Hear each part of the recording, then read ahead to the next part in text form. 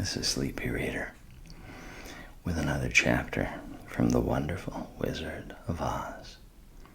Tonight we read chapter 16, The Magic Art of the Great Humbug.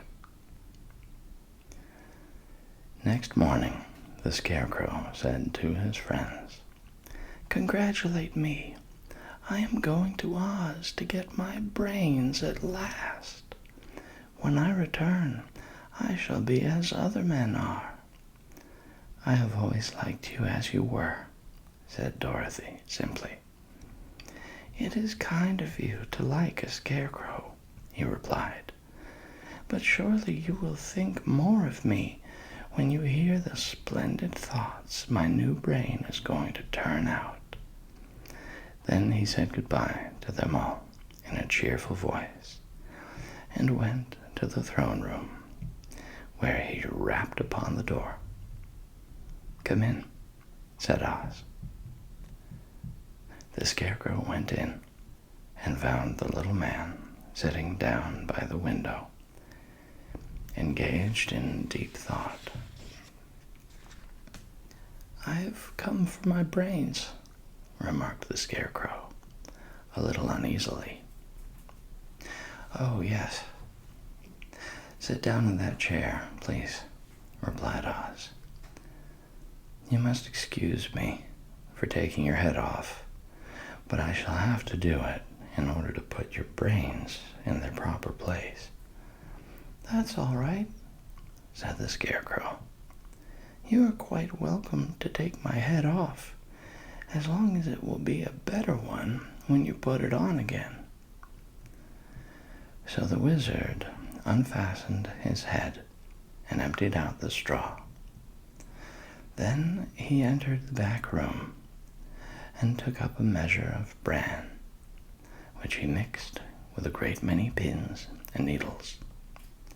Having shaken them together thoroughly, he filled the top of the Scarecrow's head with the mixture and stuffed the rest of the space with straw to hold it in place. When he had fastened the Scarecrow's head on his body again, he said to him, "Hereafter you will be a great man, for I have given you a lot of brand new brains." The Scarecrow was both pleased and proud at the fulfillment of his greatest wish, and having thanked Oz warmly, he went back to his friends. Dorothy looked at him curiously. His head was quite bulging out at the top with brains. "How do you feel?" she asked. "I feel wise indeed," he answered earnestly. "When I get used to my brains, I shall know everything." "Why are those needles and pins sticking out of your head?" asked the Tin Woodman. "That is proof he is sharp," remarked the Lion. "Well, I must go to Oz and get my heart," said the Woodman. So he walked to the throne room and knocked at the door. "Come in," called Oz, and the Woodman entered and said, "I have come for my heart." "Very well," answered the little man, "but I shall have to cut a hole in your breast so I can put your heart in the right place. I hope it won't hurt you." "Oh, no," answered the Woodman. "I shall not feel it at all."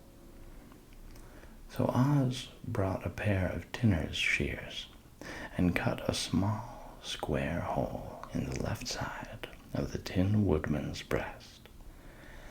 Then, going to a chest of drawers, he took out a pretty heart made entirely of silk and stuffed with sawdust.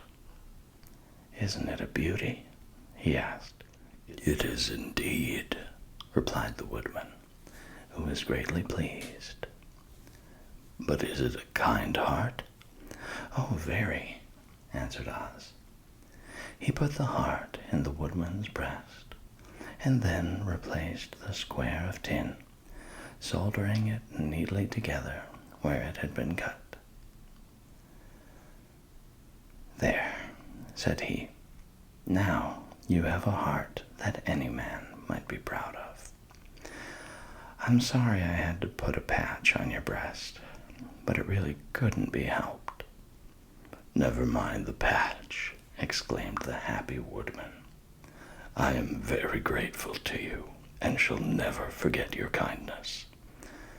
Don't speak of it, replied Oz. Then the Tin Woodman went back to his friends, who wished him every joy on account of his good fortune. The Lion now walked to the throne room and knocked at the door. Come in, said Oz.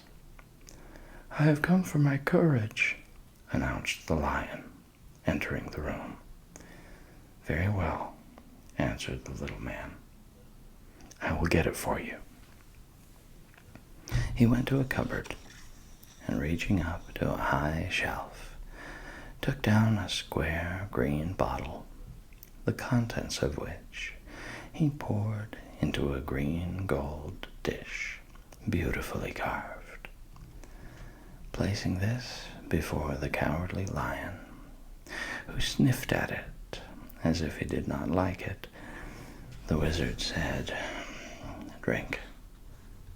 What is it? Asked the Lion. Well, answered Oz, if it were inside of you, it would be courage. You know, of course, that courage is always inside one, so that this really cannot be called courage until you have swallowed it. Therefore, I advise you to drink it as soon as possible.